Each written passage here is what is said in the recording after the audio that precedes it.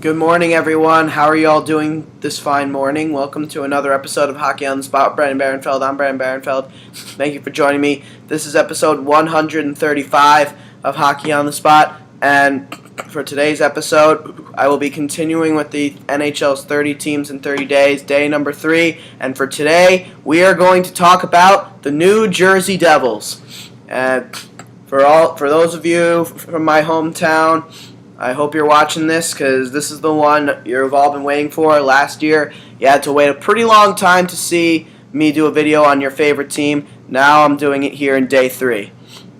And there's a reason I'm doing it in day 3, so let's talk about it right here, right now. Let's talk about the New Jersey Devils. Well, the New Jersey Devils are always one of the big topics of the NHL. They're always one of the more interesting teams to talk about, and for good reason. After going all the way to the Stanley Cup Finals in 2011-2012 and losing in 6 games to the Los Angeles Kings, they expected a similar kind of year in the lockout-shortened year, and for quite some time during the season, they were picking up where they left off, and at one point they were the best team in the league.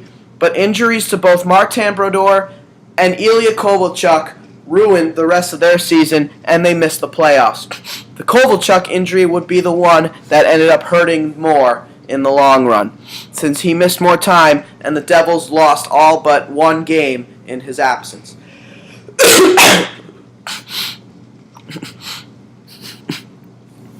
2013-2014 comes around. They lose Ilya Kovalchuk over the offseason as he decides to go to play in the KHL and sign 4 years with St. Petersburg. And so the Devils were left without a true goal scorer. They made a lot of signings in last year's offseason, including their signing of Jaromir Jagr, but none were really ever to replace the offense that Kovalchuk brought. They also brought in goaltender Cory Schneider, and it was a goaltending battle last year between Cory Schneider and Marty Brodeur. Cory Schneider at times showed that he was the better goaltender, and at times Brodeur showed he was the better goaltender. But all in all, it was not a good season last year for the New Jersey Devils. It was a better year than the lockout-shortened year, but still a year to forget, and for good reason. The Devils were the last team in the entire National Hockey League to win their first game of the year. They wouldn't win their first game until playing the New York Rangers and winning by a final count of 4-0. Up until then, they lost every single game. Even the Buffalo Sabres, the league's last place team, got their first win of the season before the Devils could. Last year, there were points where the Devils did get going, and Jaromir Jagr was probably the biggest surprise of all in the entire NHL. At 41 years of age, he proved that he still has a lot left in the tank. He ended the season as the Devils' leading scorer in almost every way possible. Jaromir Jagr, at 41 years of age, would end the season with 24 goals, 43 assists, combined for 67 points. All 3 of those categories led the team. Actually, he didn't lead the team in goals. He led the team in assists, and he led the team in points. And he was also a plus 16 with only 46 penalty minutes and 231 shots on goal. This was one of the hardest players in the league to knock off the puck. He is just as strong as ever when controlling the puck. And that is what made Jagr successful this year. He was re-signed to a 1-year deal because of his efforts last year, hoping that he can come back and have yet another really good season under head coach Pete DeBoer. And in a sense, you could say a new era is beginning in New Jersey now. After missing the playoffs last year, the Devils' final game of the year, a 3-2 win over the Boston Bruins, was announced that it would prove to be Martin Brodeur's final game as a New Jersey Devil. but it has also proved that it may not have been his final game in the NHL. There's signs that he will be back in the NHL this season, but it will not be with the New Jersey Devils. Very shocking sight to see, and it's going to be very different to see Marty Brodeur in a different uniform. There's no doubt about it. No team has signed him yet. He's still on the free agent market, as is forward Ryan Carter, whom the Devils are still trying to sign. They haven't given up full hope on Ryan Carter. They really hope to get a deal done with him real soon. The Devils last year, as far as their record was concerned, finished 35, 29, and 18 for 88 points, which came up to 6th in the Metropolitan Division and 10th overall in the Eastern Conference. Not enough to qualify for the playoffs last year. They missed the playoffs for the second straight year. It was the first time that they've missed the playoffs in consecutive years since they wore the old red and green uniforms, which they did wear once this season when they played in the Stadium Series game. The Devils played in their first ever outdoor game in the Stadium Series game at Yankee Stadium, where they would be the home team against the New York Rangers. Unfortunately, not a good night for New Jersey Devils fans. That started out well. They had a 3-1 lead, but the Rangers not only came back from that deficit, but they came back to destroy the Devils by a final score of 7-3. So not a good night for the Devils that night. Or that was an afternoon game, actually, but that's irrelevant. So for the New Jersey Devils this season, they knew a lot of changes needed to be made. One good news for the New Jersey Devils was that the penalties that were handed out to them by the Ilya Kovalchuk contract would be revised to give the Devils a first-round pick, but it would be the 30th overall pick by default, and they would not be allowed to trade it up or down. The Devils were forced to use that pick. They would use that first-round pick to select forward John Quenneville, who they believe could end up being a good player for them in the future, and I do believe it. John Quenneville is a very good player, and he is a Devils-type player. He's a center. He's a center, and last year for the Brandon Wheat Kings of the Western Hockey League, he played 61 games and had 25 goals and 33 assists for a combined 58 points. He's kind of like Adam Henrique in many ways, but he's probably a better all-around player than Henrique. He is an all-around player, and he will fill the Devils' depth quite nicely and eventually possibly work his way to being a second-line center for them in the future. But this is, without a doubt, a Devils-type player. He won't be ready for a couple of years, but when he is ready, the Devils are going to love this kid. After that, the Devils sought to fill some needs from last season. Last season was not a good season offensively for them. They were 27th in the league in goal scoring last year. They did not have a good year, but really most of this came from their play at even strength. Their penalty kill was number 1 in the league, and surprisingly enough, as bad as their offense was, their power play was still very good. Their power play was one of the top power plays in the league. So their power play turned out to not be the issue. Their power play turned out to not be so much of the issue. It was really their play at even strength. As we take a look at their power play from last season, and the Devils had the 9th best power play in the league, which actually isn't that bad. It's in the top 10. And on the penalty kill, yeah, like I said, they were number 1 in the league. So it's kind of funny when you think about that, because when Ilya Kovalchuk was manning the point for the team, their power play was never that good. This past season, without him playing the point, their power play was much better. 9th overall in the league, which is in the top 10. It's not the best, obviously, but it's still pretty darn good. A pretty darn good power play, and one they could be proud of. So playing the special teams was not their issue. Their issue was playing a 5-on-5 game or a 4-on-4 game. They were one of the worst teams in the league in that regard.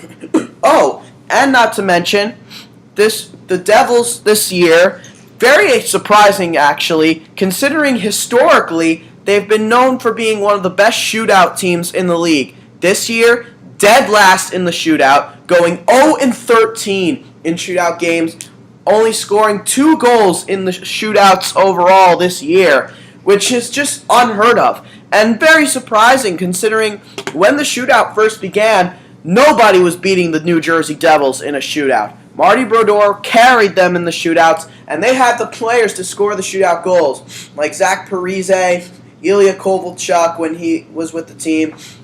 Patrick Elias used to be a great shootout performer. He obviously wasn't this year.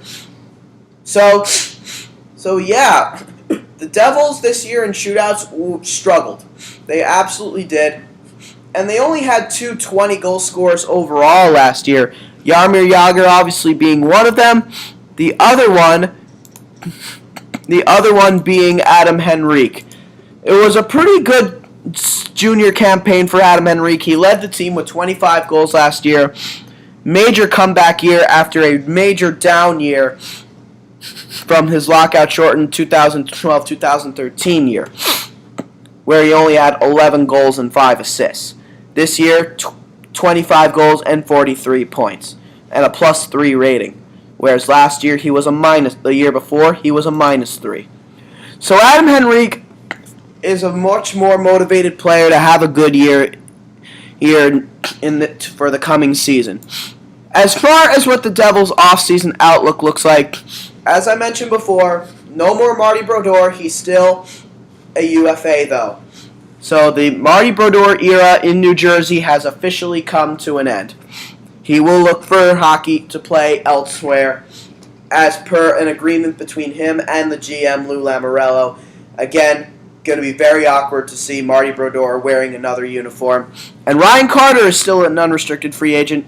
They would like to bring him back. The question is, will they be able to now when they have such a stacked crop of forwards? There are a lot of teams who could be very much interested in his services. They also lost defenseman Mark Fane this year. He went on to sign a big contract with the Edmonton Oilers. That may be the Devils' biggest loss this offseason, as he was one of their better all-around defensemen. And for the last 4 years he was there. And he was a huge part of their run to the Stanley Cup Finals in 2012. He was always one of the better defensive defensemen on the team. The other player they lost this year, they would lose defenseman Anton Volchenkov. They would buy out the remainder of his contract via compliance buyout, and not so much because of the player playing bad, because that was not the case at all. Anton Volchenkov is actually a very good player for the Devils in the 4 years he was there. But the final 2 years of his contract was taking up a lot of cap, and they needed to relieve themselves of some of that cap. So they bought out Anton Volchenkov, and he went on to sign a 1-year deal with the Nashville Predators. He'll definitely help bolster their blue line. So, a couple defensemen and a goaltender gone for the Devils, and still with the potential to lose a forward. As far as the additions are concerned, the Devils made some great additions this offseason, although they didn't make many. They went on to bring back goaltender Scott Clemmensen, signing him for a couple years. This is his 3rd time wearing a New Jersey Devils sweater, so he will battle to become the backup for the Devils this year. He will battle the likes of Keith Kincaid and Scott Wedgwood as he returns to the New Jersey Devils for the 3rd time, coming over this time from the Florida Panthers. After spending many years there, he did not have a good year last year. So it's pretty unlikely that, honestly, that he would even come back and even be the backup goaltender. But we'll see. He'll get a couple of NHL games. He'll get a couple of games in there this season. I can feel it. But the big additions for the Devils came up front. They needed to solidify the scoring spot, and they did just that, bringing in forward Mike Camilleri from the Calgary Flames and forward Martin Havlat from the San Jose Sharks. Martin Havlat had 1 year remaining on his contract with the Sharks, and he had the last year of his contract bought out via compliance buyout. The Devils signed him to a 1-year deal, in the hopes that he can perform. And, the big issue, the thing about Martin Havlat, when he's healthy, he's one of the most gifted players in the entire game. When he's healthy, he's a point-a-game player. But that's really where the issue comes in. He really, over the last few years, has spent most of his time in the hospital. And really, he wasn't the same player in San Jose, not just because of the injuries, but just because the atmosphere really didn't work out for him, and the market really didn't work out for him, and the system did not work out for him either. But the injuries, of course, had a major hand in it. But when he's healthy and playing with the right team, he's a point-a-game player, he's a playmaker, makes a good first pass, has unbelievable hands, and he'll do a lot of good things. But again, that's really where the problem comes in. As I just said, he usually spends most of his time in the hospital. So that's really the big concern. So Marty Havlat's going to be a question mark. But at the same time, it's a low-risk contract. If he does prove to be what they bargained for, great. If not, it's no big deal. It's only for 1 year, and it's at a low-risk contract. Low-risk, high-reward contract. So I actually don't mind the signing by the Devils. I think it was a good signing. But their big signing came when they signed forward Mike Camilleri from the Calgary Flames to a 5-year, $25 million deal, or $5 million a year. And in case you guys didn't watch earlier, a few days ago, I had Mike Camilleri in my top 5 unrestricted free agent signings for this year. And for good reason. The Devils needed a goal scorer. They did not have a true goal scorer last year after they lost Ilya Kovalchuk. They had Jaromir Jagr, who was putting up offensive numbers, and they had Adam Henrique, who was their leading goal scorer. But Jaromir Jagr, he's old, and Adam Henrique still needs to grow a bit. They needed a guy who's still somewhat in his prime, who still has another year or two in his prime and can still put up some goals and really get their power play to be better than it was last year, even though it was pretty darn good last year. And Mike Camilleri fits that bill. Last year, only 19 assists and only 45 points, but 26 of those points were goals, and that's really what you pay attention to when it comes to a guy like Mike Camilleri. He is a sniper. He's a goal scorer. And so 20 to 30 goals a year is perfect for a guy like him. He was a minus 13 last year, but that's really more because he was playing on a bad team. But at the same time, he's been a minus player throughout most of his career, which tells you that's the one thing about him. He's not a defensive player. Maybe a team like the Devils can turn him into somewhat of a defensive player. But he only had 26 penalty minutes, and he had 191 shots on goal. And the beautiful thing about Mike Camilleri, he can play any forward position. He can play either wing side, left wing or right wing, and he can also play center. He's played quite a bit of center during his Calgary Flames career, and let me tell you something, he was actually pretty darn good at it. He won quite a few face-offs while playing center for the Calgary Flames. So say someone like Travis Zajac or Adam Henrique or even Dinas Zubris or Patrick Elias, whoever they're going to slot in those center spots, say they're not winning face-offs, they could slot Mike Camilleri in there, and let me tell you, he'll win you face-offs. One of the better face-off winning wingers in the National Hockey League, too. But obviously, again, he's one of the smaller players, though. He's only 5'9", less than 200 pounds. But, he's a leader and he's a goal scorer. And that's what the Devils need. He'll help their power play quite nicely, and they'll help them out even strength where they need it the most. Not to mention he has great skating ability to go along with it. So those were the moves the Devils made this offseason. Those were the only moves they've made so far, and it's very possible that those could be the only moves they may make. I mean, it's very possible that they do go out and maybe try to get another defenseman in case their youngsters don't work out. Which brings us to one of the big questions going into the season for the New Jersey Devils this year. Can the Devils' defense hold up with such a young group?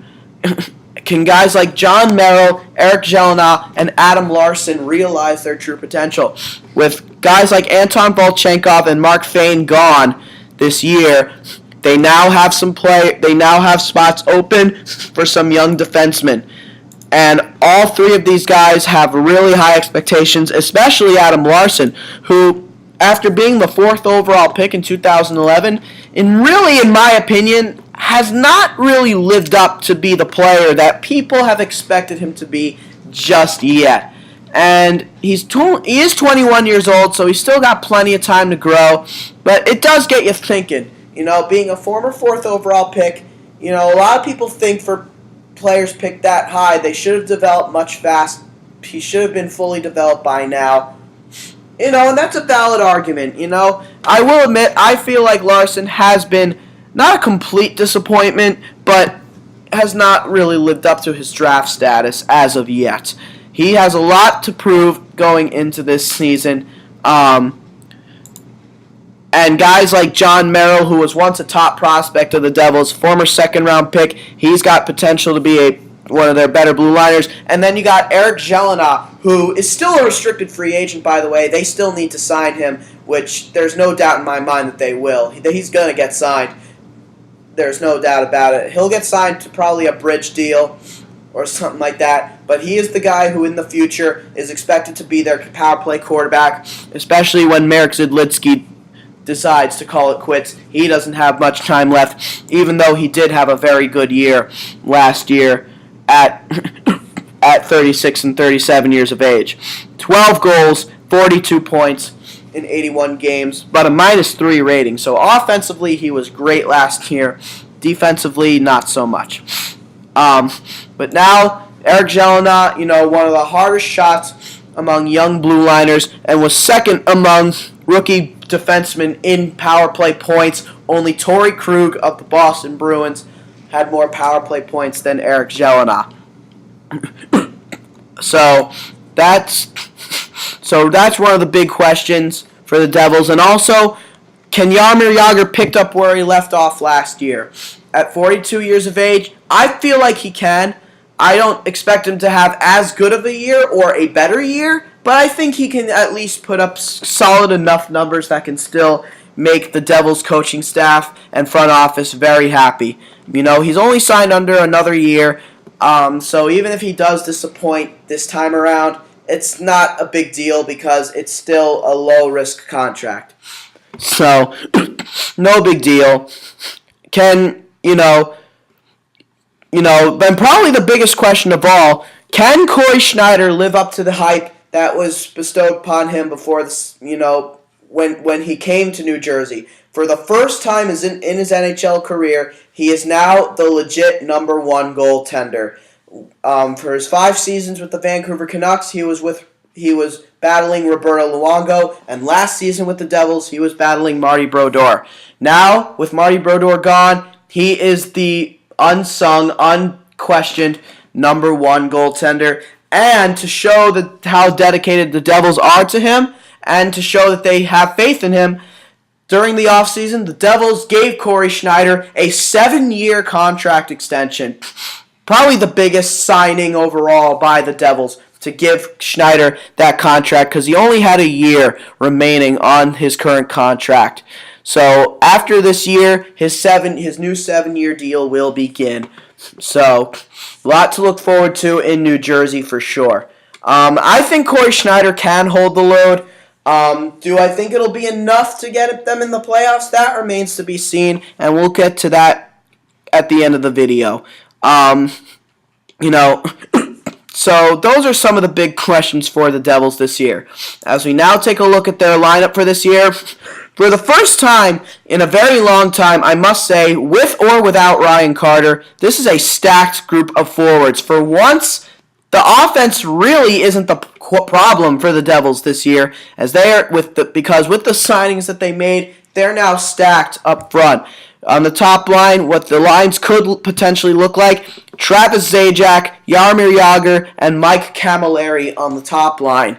Adam Henrique, Michael Ryder, and Patrick Elias on the second line. Dinas Zubris, Damian Brunner, and Marty Havlat on the third line, and then Steven Gianta, Tuomo Ruutu, and Ryan Clough on the fourth line with Jacob Josephson and Steve Bernier as the extra guys, and never knock Steve Bernier out because he's been a regular in the lineup for the past few seasons. He could definitely be a regular in their lineup once again.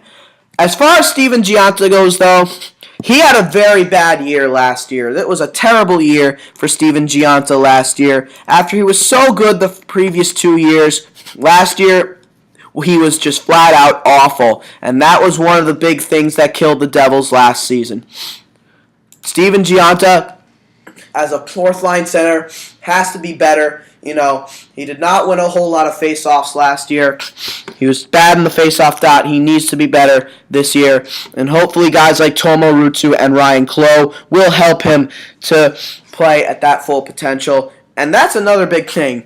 Ryan Clough, was a big signing by the Devils last year. He was pretty much their big signing last year as far as contract goes and the money. And he did not live up to it last year. He spent most of the year injured. Can Ryan Clough stay healthy this year? Because he's going to be a big part of their offense. He'll be a big part of their forecheck. But the Devils, for the first time in a very long time, actually have a deep group of forwards. And you still got to consider players like Reed Boucher and Stephane Matteau, two forwards who have the potential to battle for roster spots this year. They both could very well be ready to play in the league this year. They're both projected to play in the league this year. On defense,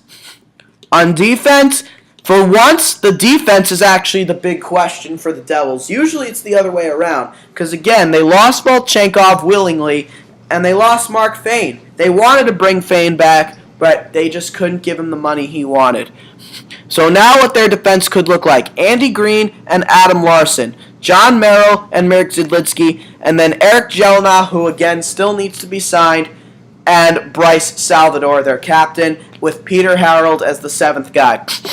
Honestly, this is one of the weakest Devils defenses I've seen in a very long time, and just for this reason, they have three youngsters up there who really have not had full seasons to prove themselves. Jelena, I think, proved himself pretty good, but again, he still needs to be signed. He had a pretty good rookie year last year, except for that -3. That's something that he'll hope to fix. But guys like John Merrill's rookie season was subpar, and Adam Larson has yet to prove himself. So the Devils have a lot. The Devils have a lot they need to look at going into the defense this year. Not to mention, they have two young defensemen in Damon Severson and Seth Helgeson, who could both battle for a job on defense as well. One's got to think that the Devils may try to, maybe in training camp or whatnot, go after another defenseman to try to bolster their defense a little bit. Maybe bring in a guy like Michael Del Zotto, give him a shot. He is still an unrestricted free agent, and I think he would be an interesting addition to that mix of young defensemen. And I think the Devils, for Del Zotto, would be a good place to try to get his career back in shape. We'll see, though. I don't think they'll go after Del Zotto, but it would be a good idea.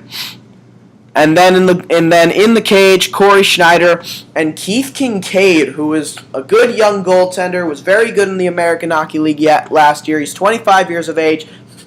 He's ready to battle for one of the jobs in net. He is another guy who's projected to play this year.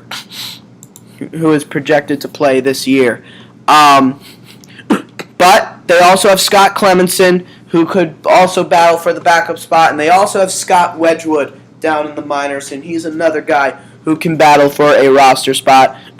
And by the way, Corey Schneider's contract was 7 years, $42 million. So that's a lot of money for Schneider's contract, and not to mention, for the 14 forwards in the Devils lineup, that's more than $45 million on just those players. So the Devils are kind of tight on cap right now, and they need to be smart about their business decisions. That's going to play a lot into the re-signing of Eric Jelena and how much he's going to get into how many years, and if Ryan Carter is going to be able to get signed. If they do sign Ryan Carter, though, then we could see a trade. It's very possible we do see a trade. Because there's definitely a player out there who they could get rid of. They could scrap off if they do bring Carter back. And that's what the Devils lineup could look like going into the year. As we now take a look at the Devils' top 10 prospects, I must say the Devils definitely have a deeper prospect pool than the Carolina Hurricanes, but not as deep as the New York Islanders. Overall, though, it is a pretty deep prospect pool. Reed Boucher is without a doubt their number one prospect, and Stefan Matteau is without a doubt number 2. Keith Kincaid is without a doubt number 3. All 3 of those guys could be ready to play for the upcoming season. They have other guys in there as well, such as Steven Santini, John Quenneville, Scott Wedgwood. All these guys, all really interesting prospects. But none of these guys are ready to play for the upcoming year. I mean, there are a couple of them here who are projected for not this season, but 1 or 2 seasons down the road that could battle in training camp this year. And one of those prospects includes the prospect, in my opinion, who highlights this prospect pool, and that is their number 4 prospect, defenseman Damon Severson.